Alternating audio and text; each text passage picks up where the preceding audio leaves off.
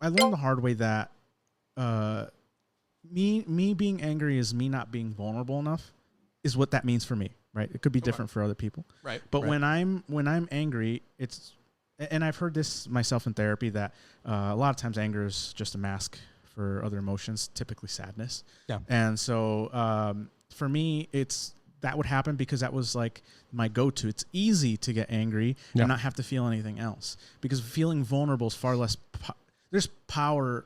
There's a false sense of power in anger. Yeah. And, if I'm angry, then I can try to dictate the situation by just forcing it to my will. And the problem with that is that the world does not revolve around any individual. We're all here working together, whether we want to admit it or not. We're all here to work together. Yeah. I mean, at the end of the day, no one really gets anywhere by themselves.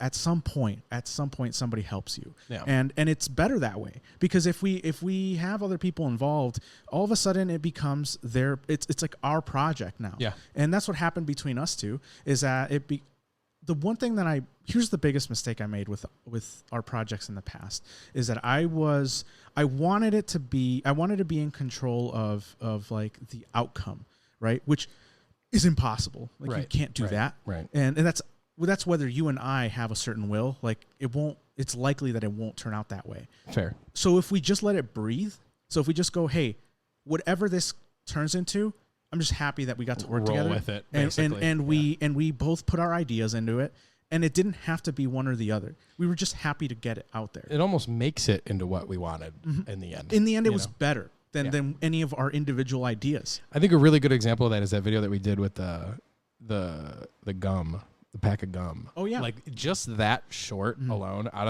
of that whole video is rough, but just that idea.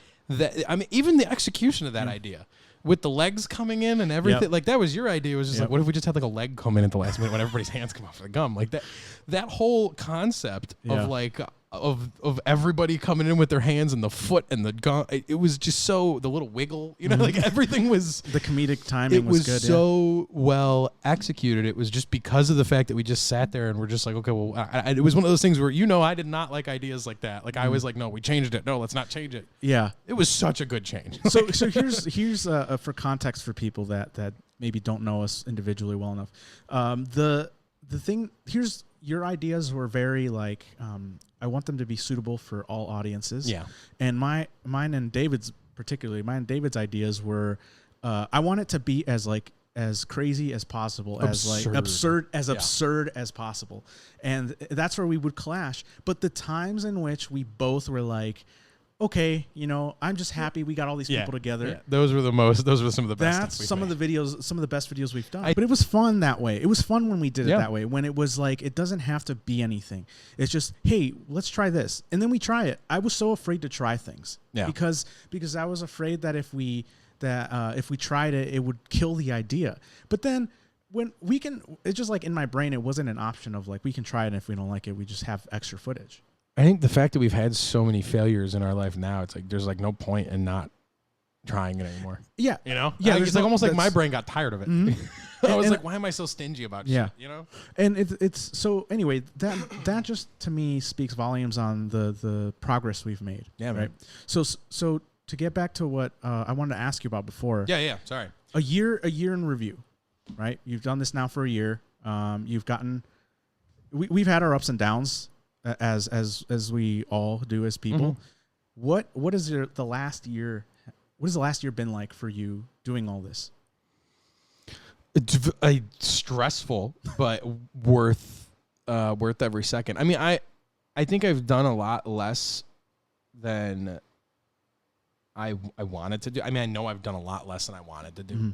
I'm not necessarily under more pressure than I was anticipating, but I think I mentally I put myself under way more pressure this year. There's also just been, you get your random one-off occurrences, which it's like, I don't like being dramatic, but like this, you've been here for most of my life. There's so many things that have happened, and I'm like, how am I still like a? That's fair. At a certain point, I just want like stuff to like simmer down a little bit, and every time something calms down, there's always like 1,000 other things that come up, and it's like, or like 5 super important things, you know, and it's like you just sometimes you want to coast. So it's nice to be at a point where we can kind of like not have to be as like brainstormy, but it's leading to so many other ideas because now I'm getting to a point where in the personal life stuff, it's a little stressful right now, but it is starting to get easier to create, starting to get easier to come up with ideas, because I think this is becoming more of like a life than, you know, like a career, but like an also, ecosystem. Yeah, it's kind of becoming more of its own thing, to where I don't have to approach it as like I'm building this from the ground up with Josh. It's more of like hey, we're like adding to a library of things, and I think I like that. Just that feeling of like, hey, that works, you know, it's awesome. So I think seeing the payout is keeping me a little bit more sane. Not like monetary. We make like nothing right now.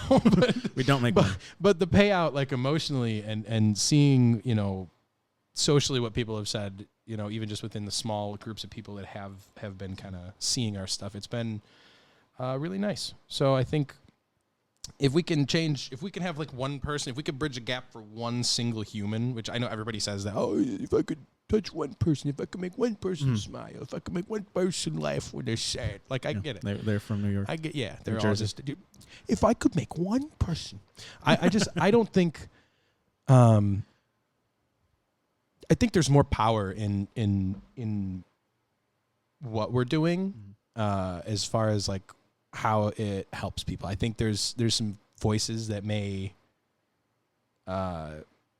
not normally want to watch something like what we make, but given that there's so many similar interests and so many similar conversations, I think we might, you know, if there's a chance to save people through the cracks, to grab somebody through the cracks, I'm more than willing to dedicate my life to it. So that's where I think a lot of that drive also comes from, is the fact that I know that this can change someone's life.